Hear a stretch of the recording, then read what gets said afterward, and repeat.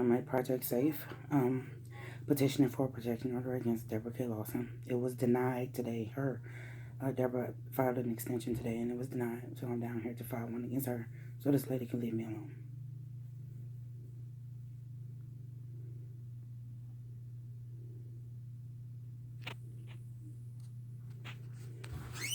Okay, darling. Tell me your name first. My name is Robin. Robin. Okay, my name's Jennifer. So, tell me what's going on. Actually, there's nothing going on at this moment, but what happened was she originally came and filed for a protection order against me. Who is she to you? She was my ex-girlfriend's mother. Ex-girlfriend's mom. Yes. She was threatening me. This happened March 11th of last year. She was threatening me, so I called the police. They told me that they could not send the officer out for a threat, that something would have actually had happened for them to come out.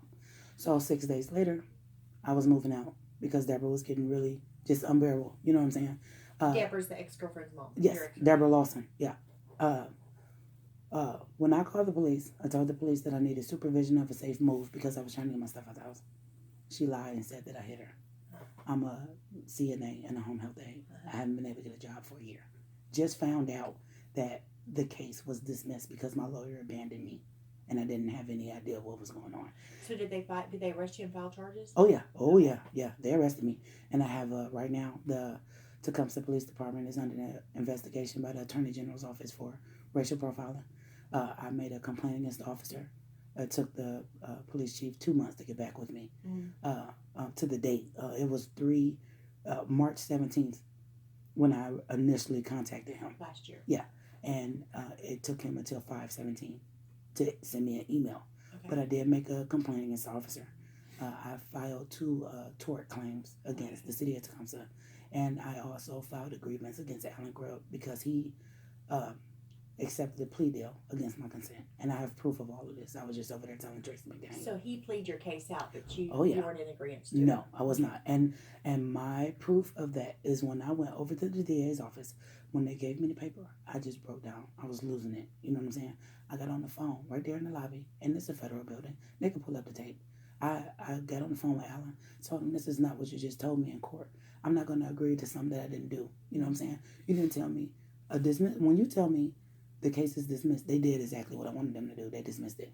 That is in no way, shape, form, or fashion the same as I agreed to a plea deal on your behalf. You understand what I'm saying? Yeah. To the point where I had to give April Haskins my cell phone so she could read to him what the deal said. The paper that was given to me Friday at 3:45 had Deborah Lawson's address as my address. Like they're not even, and this is her with the protection order in place. I got flash drive with her protection order in place harassing me. You know, this has been an ongoing thing. But because I was viewed as the aggressor, I couldn't do anything about it. She followed me around town. I got a Facebook Live video that I just did Saturday. Just, you know how people do it. You know, and I was on my way to school. Deborah pulled up on the right side of me, slowed down. This was in Tecumseh right before you get to the 4-way stop before McDonald's. She pulled up on the right side of me. I didn't see her when she pulled up on the right side of me, but I noticed in my mirror that whoever was there, got in the back of me. So I'm looking up, you know, still not paying attention. She pulls up on the left side of me. And I look, you could see her car in the video and everything. And then she goes down just over here. She tells them that I'm harassing her at the bamboo garden. I moved 3 times to get away from this lady. I moved in February. The house wasn't ready fast enough, so that was money lost. I moved again on March 17th. This is the day that I went to jail when I called about her. Last year? Yes. Okay. Yeah. And so now I want to file a protective order for myself because this lady is focused on me. Okay, so tell me, so she filed a protective order on you. Oh, yeah. And you all had court today? Yeah. And she filed for an extension today.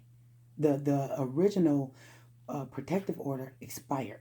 So she went and filed for... Okay, so there was a protective order from whenever. Yeah. And it was like good for 2 or 3 or 5 years or whatever, and it expired, and she filed for an additional one? It was originally for 5 years. Tracy McDaniels knocked it down to a year. Okay.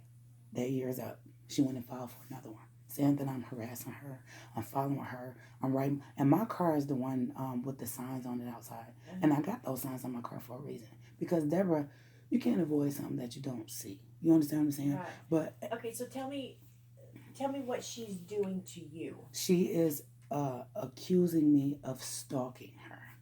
Okay. But okay, let me tell you the things you filed protective orders on. Um, have you and did y'all live together? We did. And how long ago was that? Oh, last year.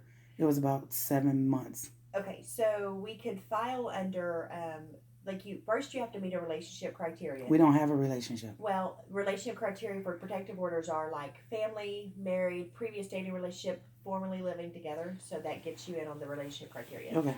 Okay, so that meets our relationships criteria. Then we have to figure out the statutes criteria in which you file protective orders on, which is physical harm, threats of physical harm, attempted physical harm, or harassment or stalking.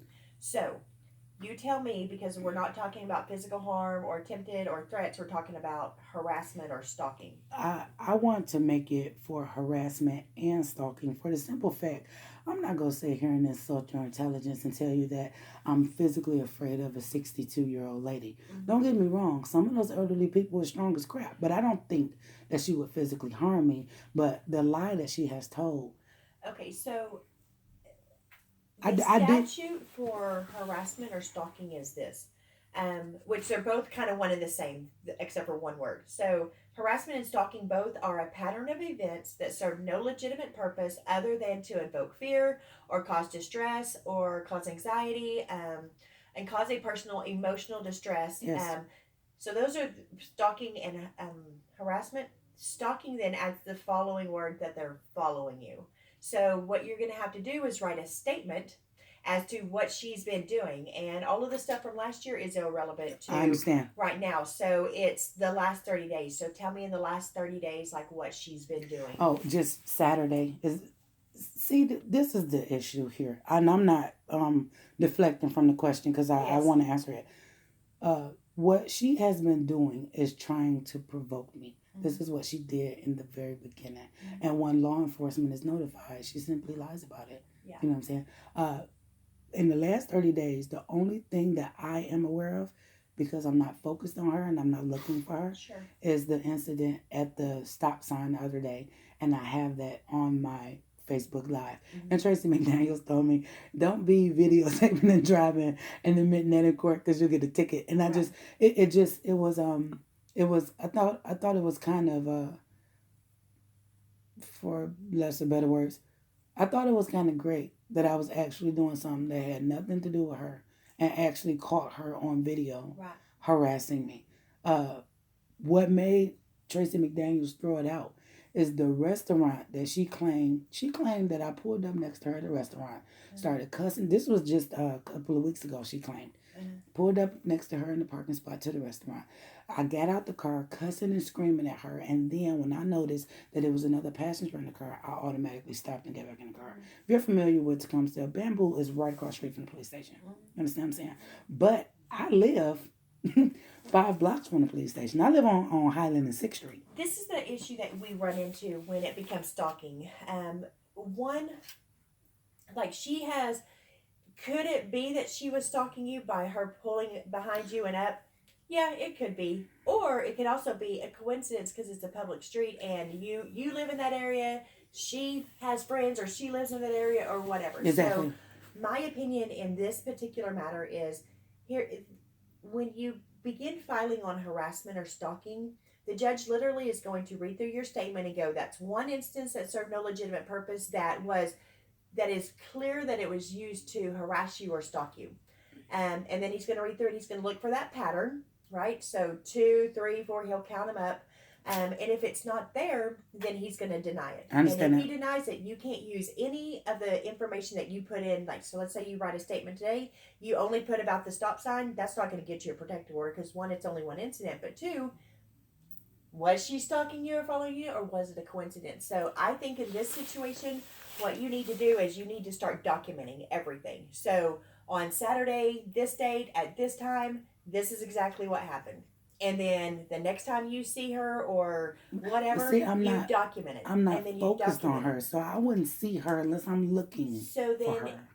So if you're not looking and you're not focused, which I get what you're saying, like I totally understand that, I don't think we can illustrate that she's stalking you. You see what I'm saying? She said and this is something that I didn't know. She said and she testified that she has made numerous calls to the police of me stalking her. Mm-hmm. So I don't know how I would get those, because that would be Police her reports making. are public record. I just don't.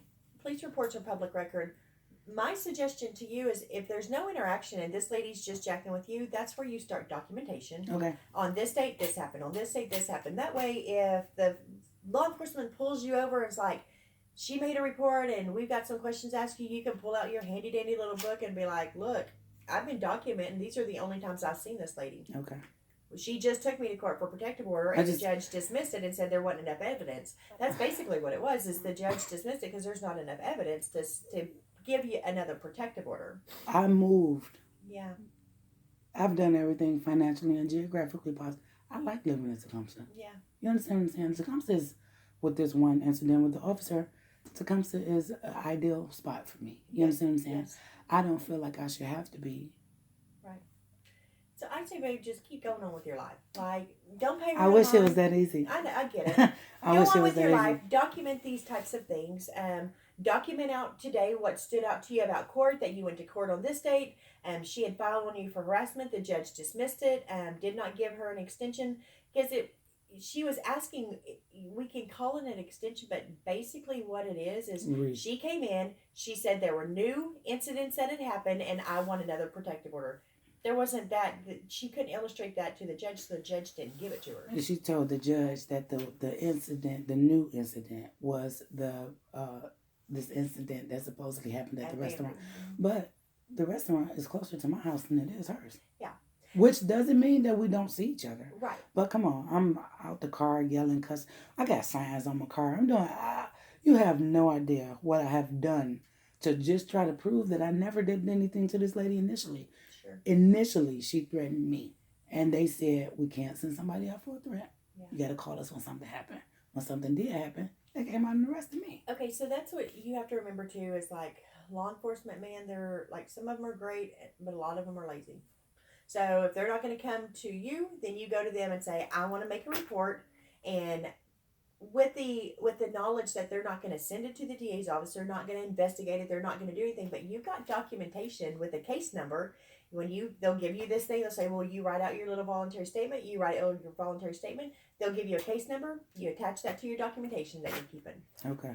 And they're not going to do anything with it, but they may not come to you to take a report, but you damn sure can go to them, and it's your right to file a report. Okay. I just, what I don't want to happen is tit for tat. You filed a restraining order on me. Now that it's up, I'm going to file one on you. I'm just letting you know that I'm here because I believe that Deborah will not stop short of anything to make sure that her effect on my life is felt. I don't have no problem with this lady. Yeah. I want to be mad at her so bad. Yeah. But because of the way I was morally trained, morally raised, and professionally trained, I couldn't be mad at this lady if I want. I talk to people about this and they say, what the hell? I'd be so mad at that lady. Why? You know how much energy it takes? But what you won't do is sit and keep on and keep on. Everybody got a breaking point. I'm not upset with this lady. I don't want to cause her no harm.